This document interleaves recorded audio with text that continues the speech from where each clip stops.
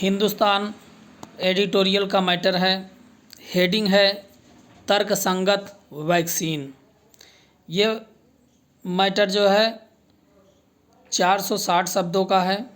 Speed रहेगी आपका 85 से लेकर 90 के बीच में। लिखना है, कुछ शब्दों की आउटलाइन लास्ट में बता भी दी गई है। Ready, start. केंद्र सरकार ने सुप्रीम कोर्ट से आग्रह किया है कि कोविड के टीकाकरण के मामले में वह सरकार को नीतियां बनाने दे और कोई दखल न दे। सुप्रीम कोर्ट ने अपनी ओर से ही इस मामले का संज्ञान लेते हुए कहा था कि पहली नज़र में टीकाकरण की मौजूदा सरकारी नीति संविधान के अनुच्छेद 21 में निहित जन स्वास्थ्य के अधिकार का उल्लंघन है। अदालत की नज़र में सरकार की यह वह नीति है जिसके मुताबिक वैक्सीन निर्माता कुल वैक्सीन उत्पादन का आधा केंद्र सरकार को देंगे और आधा जो बचेगा उसमें से आधा आधा राज्य सरकारों और निजी अस्पतालों को दिया जाएगा। इस नीति में यह भी गौरतलब है कि केंद्र सरकार, राज्य सरकार और निजी अस्पताल तीनों के लिए अलग अलग कीमतें तय की गई हैं और तीनों में काफ़ी फर्क है। केंद्र सरकार को जिस कीमत पर वैक्सीन मिलेगा, राज्य सरकार को उससे लगभग 2 गुने दाम पर और निजी क्षेत्र को 4 गुने दाम पर मिलेगी।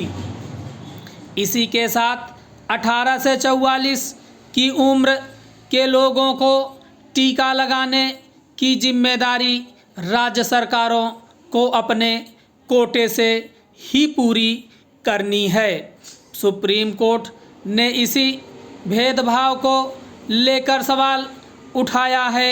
सरकार भले ही कह रही है कि उसने तमाम विशेषज्ञों से विचार विमर्श करके यह नीति अपनाई है और सुप्रीम कोर्ट में 208 पन्नों का हलफनामा भी दिया है, पर सुप्रीम कोर्ट के अलावा कई अन्य जन स्वास्थ्य विशेषज्ञ भी इस नीति को लेकर सवाल उठा रहे हैं। यह अब भी स्पष्ट होता है कि एक ही वैक्सीन की 3 कीमतें क्यों और किस आधार पर तय की गई हैं। इस नीति के साथ कई सवाल खड़े हो सकते हैं और हो रहे हैं। जब वैक्सीन निर्माता किसी ग्राहक को वही वैक्सीन 4 गुना दाम पर बेच सकते हैं तो वे कम दाम देने वाले ग्राहक को क्यों बेचेंगे। केंद्र सरकार तो अपने रसूख का फ़ायदा उठाकर अपना हिस्सा हासिल कर लेगी, पर राज्यों के हिस्से में तो गड़बड़ी करना संभव होगा। फिर राज्य सरकारों पर 18 से 44 आयु वर्ग के लोगों के टीकाकरण की अतिरिक्त जिम्मेदारी है। इसके नतीजे दिखने लगे हैं।